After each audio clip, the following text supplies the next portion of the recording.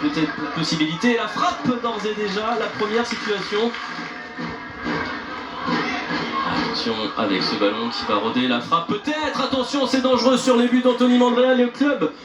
Et pour l'instant ça a l'air plutôt pas mal. Alexandre Leroy peut-être pas la tête de Simon Papa carré d'Anthony Mandrea qui sauve le Stade Malherbe.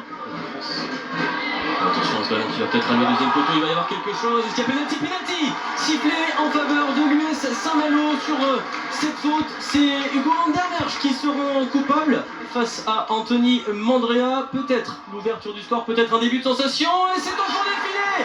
Le but de l'US Saint-Malo, les Diables Noirs qui vont faire douter encore un peu plus le Stade Malherbe de Caen.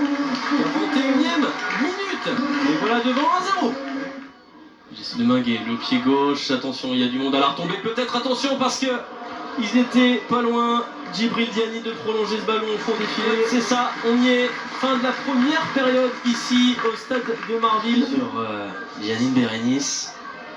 Un ballon qui va revenir avec peut-être la frappe. Contre Caen, exprès ici pour... je plaisante évidemment, attention, il y a peut-être un contact, peut-être un penalty. Penalty justement, on disait, il en suffirait d'une, et là, Alexandre Mendy s'est emmené le ballon, et carton rouge derrière, la double peine, c'est terrible, très dur, il est toujours là, et il a l'opportunité, peut-être, de sortir une grosse épine du pied de son équipe. Jessie Deminguet s'est frappé, et c'est imparable, Jessie Deminguet quasiment dans la même zone tout à l'heure que Sofiane Barouk. L'égalisation du Stade Malherbe, on va respirer un petit peu mieux du côté de la Normande Saint-Malo, l'opportunité peut-être de réussir un petit miracle, le ballon qui va être repris par les gens canets qui se sont gênés, il y a même peut-être une main, et ça va pas être sifflé, mais il y avait véritablement une erreur, attention à la tête derrière, elle est hors cadre, quelle situation pour l'US Saint-Malo. Regardez, le ballon va atterrir et Yohan Obiang qui peut tenter une frappe, attention à Norman Bassett, il va y avoir un penalty, deuxième penalty en faveur du Stade Malherbe de Caen, et voilà le match qui bascule une fois encore. La possibilité pour le Stade Malherbe de Caen de faire peut-être un pas décisif vers le 8e tour. Alexandre Mendy face au jeune Nathan Niavorski, il est touché ce ballon mais il est bien au fond des filets. Le Stade Malherbe de Caen qui retourne la situation, troisième penalty de la partie, le deuxième en faveur du Stade Malherbe de Caen. Surtout 3 joueurs passés. C'est pas terminé, mais là le bon Jolisman qui va courir, qui va lui donner peut-être de sa personne. Attention deuxième poteau, il faut la défense. Alors, on n'a pas eu beaucoup dans cette zone là, Alexandre Leroyer, c'est plutôt bien parti, plutôt bien frappé, il va peut-être jaillir juste à côté des buts. Attention à ce ballon, on dégage comme on peut. On vient retrouver Thibaut Sillard, il va en rester une, ils vont tenter le coup pour le tout avec Sofiane Barouk, le ballon dans les pieds malouins pour Kittange qui peut mettre dans la surface, attention c'est pas terminé, il va se retourner le but, l'égalisation, c'est incroyable, Saint-Malo qui va récupérer le droit de disputer une séance de tir au but dans une ambiance exceptionnelle, 2 buts partout, le Stade Malherbe de Caen à 11 contre 10 qui craque littéralement, c'est la folie ici.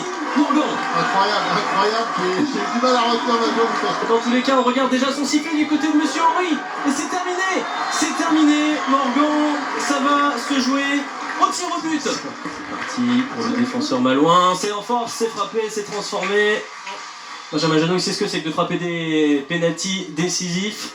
Les supporters canets savent à quoi je fais référence, et cette fois c'est bien transformé par Benjamin Janot. C'est parti pour Sofiane Barouk, c'est arrêté par Anthony Mandrea, peut-être un nouveau tournant dans cette partie, qui des années d'écart, et c'est bien transformé par Romain Thomas, pas d'élan, et c'est parti pour Alexandre Leroyer, c'est bien transformé. Maintenant il avance, qui face à Alexandre Mendy, c'est au-dessus, c'est raté de la part du buteur du Stade Malherbe de Caen. Il irait bien se positionner, Anthony Mandrea qui reste bien sur sa ligne, c'est parti pour Kittange, c'est frappé, c'est à côté, il y aura une balle de match.